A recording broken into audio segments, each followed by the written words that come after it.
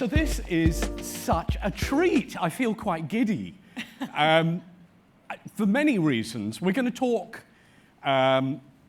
contemporary marketing.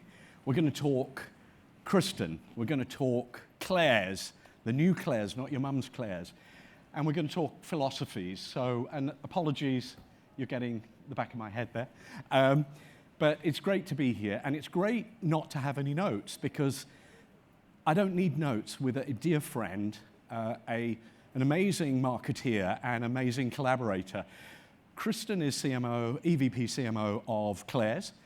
She has a very storied marketing and creative career. She's one of the most creative CMOs that I've ever worked with. We have worked together probably 4 times. We've had this. What have we done together? Oh my gosh. Every time, I, for some reason, as you know, I get pulled into these big turnaround stories, right? So I think that we met and immediately started to work on the Playboy brand. I was the chief marketing officer for Playboy, and it was a complete revamp. Gave you a call and said, what do we do with this brand? And we ended up turning it into a lifestyle brand, a fashion brand, and then from there, we worked on several other companies. Yeah, Kristin put the call in again, and for Tropicana and Lay's, 2 storied brands within the PepsiCo portfolio, so it was fabulous. We did all sorts of work there, and of course, when this opportunity came together, it was just a real treat. But a treat because it is a turnaround story. It's a complete revision of the Claire's brand. But before I go there, as I said, Kristin also worked at William Morris. She's worked, obviously, storied CMO roles, but she has been an insider, an outsider, a poacher, a gamekeeper. But she is also incredibly creative. So my first question is, you've taken on these kind of brand re-envisaging projects, but you, at the heart of it, you have some really interesting philosophies, which I share as well. Can you just elaborate a little bit on your philosophies around marketing and creativity and content? Yeah. You know, I think the first place I always start when I go to a company is, like, understand the consumer and listen with empathy. Like, at the heart of everything is this human experience, and I think that's where we always start, right? Yeah. It always starts and ends with the consumer. Yeah. And I think we did that at Playboy and Pepsi together, and you know, we're sort of doing that at Claire's together as well. Yeah, and I think what Kristin's been brilliant at doing is getting, we always come at it a little bit left field, so we curate lots of interesting perspectives. I remember being, just when Soho House in LA was first formed, yeah, we did workshops there for the Playboy Enterprise brand, and the venture capital group had come. So we had some of the old, we had the new, but we brought really fresh perspectives to the table. So I remember we brought in like musicians. Yeah. We brought in a sexologist. That was interesting. That was interesting. Yeah. We brought in a bunch of just influencers, yeah, from the fashion industry and from the tech industry, just to talk about like where culture was going. Yeah. Yeah. And I think we actually did that same formula on Tropicana. Yeah, exactly. People from foundations, people that, marijuana specialists, That's right. What is the role of, at that point in time. It was kind of interesting. So let's talk a little bit about Claire's, because it's a storied brand. Many people, I'm sure, come up to you and say, I got my ears pierced there, and yeah, I did it with my kids. But it's going through an incredible, you are leading the charge in quite a complete turnaround and a brand refresh. So tell us what you've been doing. Yeah. I know, but I'm sure everyone's a bit intrigued. And how you've been going about it. And I know we've got a video we wanted to show the audience as well, sure, which is the kind of brand refresh video, which actually you'll kind of get a feel for Kristin's creative touch. Yeah. So prior to joining Claire's, I was the chief marketing officer for Pepsi. And I was brought into Pepsi at a time when sugar was the next tobacco. And they really wanted to, I think, rethink the kind of marketing that they were doing. And I'll tell you, one of the things that I always struggled with at Pepsi is my personal belief system didn't necessarily mesh with the product I was selling. And by that, I mean, I didn't let my daughter drink blue can Pepsi. And so I remember I had my team over for a dinner at my house in Los Angeles. They were there shooting a Super Bowl spot or whatever, and I put blue can Pepsi in the fridge so it would look like we were drinking it on a regular basis. And I was like, oh my God, Kristin, you're such a fraud. So when I thought about like what I wanted to do next, it was really about, I have a daughter who is Gen Z. And this generation has, anxiety and mental health issues, and I really wanted to do something that was kind of focused on that generation. So I go to Claire's. It's a 50-year-old brand, believe it or not, a beloved brand. I do get that reaction. People are like, oh my God, I love Claire's. It's a global brand. There are 3,000 retail locations all over the world. So what do we do with the brand? We want to build it into not just a fleet of retail stores, but a brand. And maybe we can roll the video now to show you kind of what we're doing. We have a bold ambition, a fresh, fun ambition for the next generation of Claire's. Sure, we're known for our great fashion accessories, our bedazzled baubles, our toys, and our tech, and nearly 50 years of ear piercing. But we can be more. That is why we're unleashing all that goodness and sprinkling it across new audiences, new categories, new formats, and new geographies. Shifting ourselves from a retailer to a global lifestyle brand and playground for exploration, experimentation, and fun. We already love our customers. Now we will use data so intelligently that we get to know them as much as we love them, predicting their behavior, personalizing their experiences, and anticipating their needs to deliver a dynamic, surprising, and intuitive omni-channel experience. Anytime, anywhere. We will be launching a state-of-the-art content studio and a creative hotbed, a world-class operation to support our business and connect with consumers 24/7. We are flipping the entertainment model on its head, becoming a creator and purveyor of entertainment across intellectual property, character creation, reality shows, and original series. A Gen Alpha pop culture destination. We are bringing our customers mobile ear piercing and jewelry vending, interactive flagships with state-of-the-art technology, nail and beauty bars for their every whim. This is Claire's. Modern, trend-setting, innovative, and fun. A brand that earns the loyalty of our customers and will become the envy of our competitors. An inclusive world, a playful world, connecting with culture and leading conversations with a voice that's contagious. This is a new world for a new generation. Want to step inside? This is Claire's.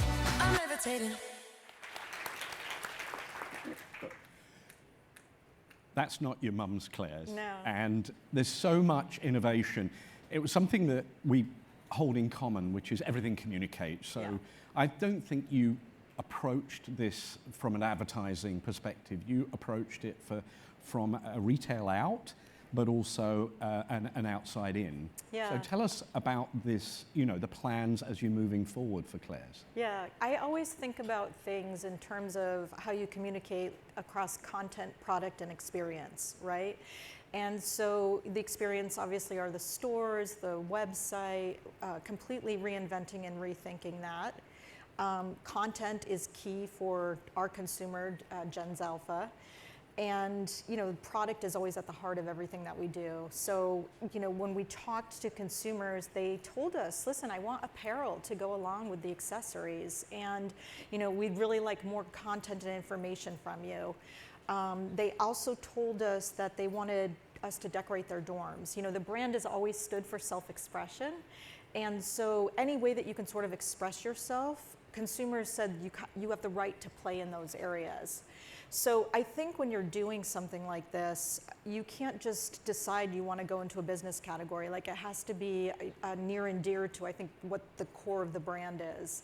And so some of these opportunities made complete sense for us. Yeah, and I think Claire's has got such permission that you're stretching the brand, but into areas where you have the permission to go, or that Zalfas, which we'll come to next, that Zalfas say they want you to take them, or they want you to the reciprocity of that relationship. So Zalphas, so we decided as a team that Alphas and Gen Z didn't quite fit. So we felt like, well, it's actually, we want to create the older Alphas and the younger Gen Z. So we said, we're going to create our own audience, which are called the Zalphas. It's a trademark Claire's.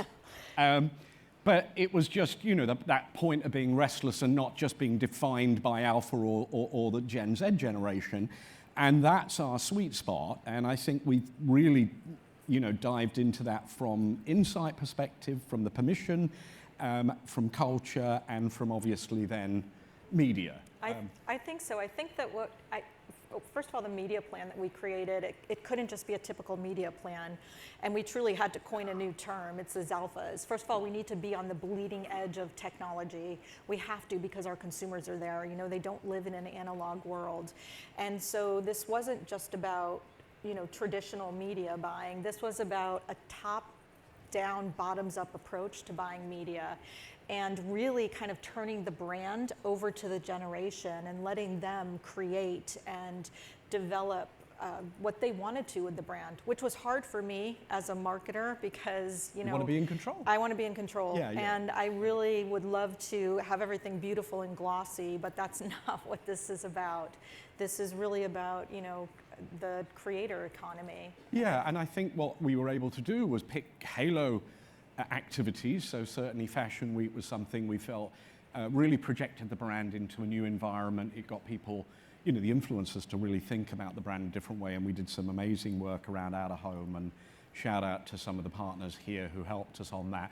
And yet at the other end of the spectrum, you know, multiple layers, but you know, TikTok is twice as influential and reaches twice the number of any other medium.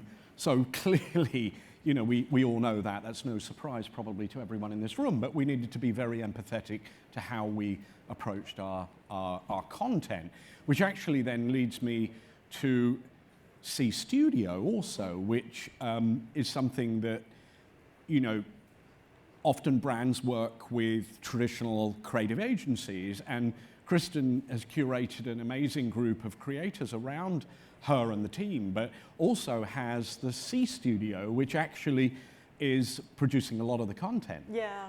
We're starting to produce content. First of all, we're going into the metaverse, right? Yeah. And within this world of Claire's, there's going to be characters and critters. So you can imagine sort of taking some of those and putting them into their own storytelling. But just at the base level, we started to take makeup artists and nail artists and do an informational series about, you know, how to get the perfect ring stack and necklace stack. But the other thing I'm really interested in, which kind of goes back to what I said in the first place about why I went to this company, we're doing almost like a documentary style series on Gen Alpha and what's important in their lives, how they're feeling, what about friendships, how they feel about themselves. You know, this is one of the most fluid generations, just in life in general, but also from a gender perspective. Yeah. And so we want to explore all of that. I think the biggest thing we can do, and I think this is how we planned our media with you guys, is, you know, we have this amazing platform. First of all, we're global. We've got 3,000 doors around the world. And how do you sort of turn that over to your consumer base and let them sort of fill your brand with meaning? And so I love the thing we're doing with TikTok on that creator, you know, program. And I think it's more about that. Yeah, and that again comes back to a contemporary approach. I think this is the frontier that all of us, irrespective of the demographic you're working in, it's particularly pertinent to a Alpha generation, but you know, we're not in control. We haven't been for many, many years, but how do you collaborate? How do you have that reciprocity with your audience, and how, you know, they want to be a part of the communication, and obviously that was really important. Tell us a little bit about other plans, either retail or meta. It was kind of interesting because Erica, by the way, wasn't Erica's presentation so stealable. I always say in a presentation you should have one slide that's stealable. There were like 20 slides that people were, I'm sure everyone was taking photographs. It was really good. It was really terrific. It was really good. But it was interesting whether Barry thought about the juxtaposition of that brand and what she was saying about, the new generation and what we're doing, what you're doing, is really interesting. But elaborate a little bit. Because I know a lot is in development, and some you can talk about, and some's obviously a little bit under wraps while we actually launch it and you launch it. Yeah. But, listen, I think for us, Web3 and the metaverse and everything going on is going to be really important, and we have to be there. Yeah. Like I said, we have to be on the bleeding edge. It's where our consumers are.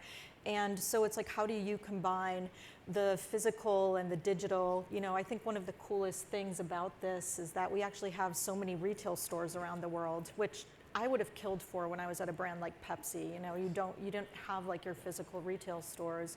So it's like, how are we connecting digital, our physical stores, and within our presence in the metaverse, there'll be products there that you can buy and products that you'll be able to get in our stores. And like I say, some of the characters that we're developing, I could see turning into plush or movies, so I think that, there's a huge opportunity for brands and businesses as they enter this space. yeah, and if you think about it, something that I've been studying for years is how do you remain physical in a digital world? And it's kind of interesting. It was picked up, I think, in Erica's presentation about the combination of the physical and digital. But we don't, our memories and our experiences are more than haptic and a screen. And that's obviously going to be an important part of the metaverse. It's going to be an important part of gaming. It's an important part of communication. But our total being is every sense, the senses of smell, the experience, the immersiveness. And you have over 3,000 retail experiences as opposed to, and of course, in a way of rethinking what the retail experience can be. I mean, of course, you want to sell products, you want to sell services, but at the end of the day, the amalgam of those two things is going to be the elixir. So people who just create metaverses in and of themselves, they need to connect to something. They absolutely do. Yeah. And in fact, we're opening a store in Paris, and the scent is really important. Yes. It still is like, bringing that to life and just, I think, cementing the relationship with the consumer. So, I do feel really lucky on this brand that you definitely have passion around it from consumers. I think the experiential, physical piece of it is going to be incredibly important. And, the product always is sort of king.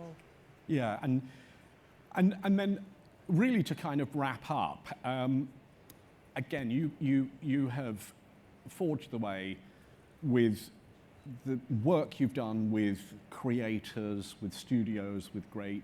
Tell us, maybe give us a little bit of an insight into Kristin's, kind of playbook. And it's not a playbook, but what are those recipes that you've always wanted as elements in your chemistry set of creativity and brand building? Because some of the consistency, the IP, the everything communicates, the physical to the digital. Tell us a little bit, because it's been a wonder to work with you. I've learned so much off you over the years. Likewise. And seriously. Tell us a little bit of your philosophies around brand building and content creation. It's interesting because I feel like there is a bit of a formula, but every situation's unique because I sort of base it on the consumer. And, for this brand in particular, it is, I really have to understand this consumer in a way that I think maybe I didn't necessarily need to, because just things were different at different companies. But this is a fascinating, fascinating time. And these are really special people. They care so much about the environment and everything happening in their lives. And like I say, for whatever reason, mental illness is a real issue for them. Yeah. And so I kind of start there. I also really start with the history of the company, which I think, played a big role for us at Playboy. Yes.